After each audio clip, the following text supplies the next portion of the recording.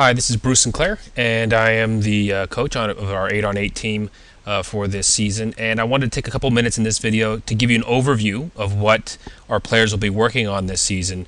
There are other videos that I'm sending out so the players can understand how we're going to address defensive, offensive issues, set plays, and the like. But this is kind of the overview, the curriculum per se. So let's get started right away and start with what our alignment will be this year. We have an 8-on-8 team. We're going to be running a 3-1-3. And in soccer parlance, you start with a defensive line and move forward. So 3 on defense, 1 midfielder, and 3 forwards. Specifically within that formation, we've got a couple of named positions, or a number of named positions. And that would be starting with the goalie, of course. And then on our back 3 line, we have a back defender in the center, 2 side defenders, a midfielder, and then on the forward side, a center forward and 2 wing forwards. And there are different responsibilities of each of those players. And we actually have a video which will speak or does speak about where those players should be on the field and what their primary objectives are. We use the concept of the danger zone on offense and defense. A danger zone is anywhere on the field or a specific place on the field where a hard shot can result in a goal. It is a place of danger for us or for our opponents, depending on what side of the field we're on. We focus the players, or we will focus our players this year, on 4 concepts within our defensive danger zone. And that has to do with denying entry. Don't let anyone dribble into the danger zone. When we do receive the ball on defense or steal the ball on defense, clearing it to the side. Keeping our shape on defense, which means not breaking down our defensive structure or losing our structure, and falling back to help, where we always want a minimum number of 4 players defending, and as situations require, to actually have the whole team move back as well. And finally, we want to talk to our teammates. We want these terms, deny, side, shape, fall back, to be called out by the players on the field so they know what needs to get done, because these really encompass the habits that will make us a better team on defense. There's a video for this, and we'll link to that at the end of this as well. And conversely, we have an offensive danger zone, which is great for us because that's where we can wreak havoc and cause or create opportunities for goal. And there are 4 things that the players will be working on this year on the offensive side of the ball. One is keeping our width, not bunching up on offense. Focusing on longer passes and runs, because at this level of the game we're on a big field. We have bigger girls or bigger players, and short passes and short movements really don't result in any type of advantage. We have to focus on longer movement of the ball and of players. Working the corners, not just trying to press the ball to the center, but actually working down to the corners and trying to find crossing opportunities from there, which is much more effective as a opportunity creation approach in this league than just pushing the ball forward.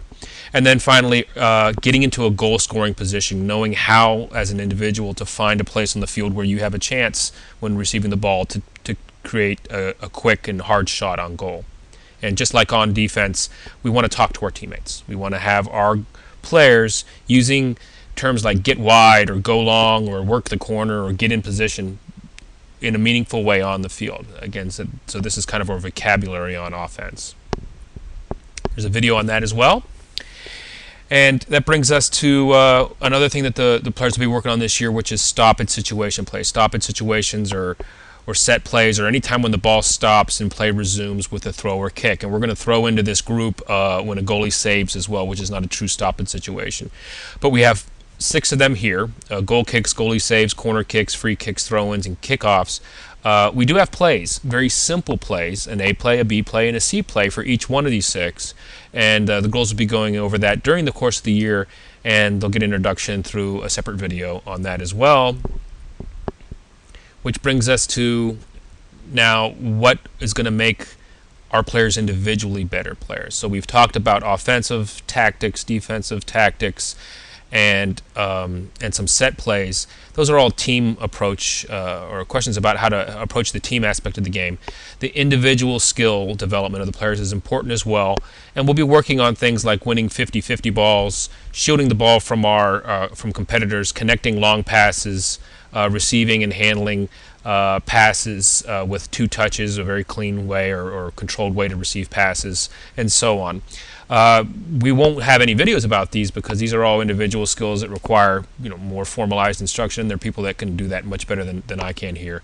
But we will, in every session of practice, work on skills for about a third of the time, and we'll be working on skills out of this selection of options.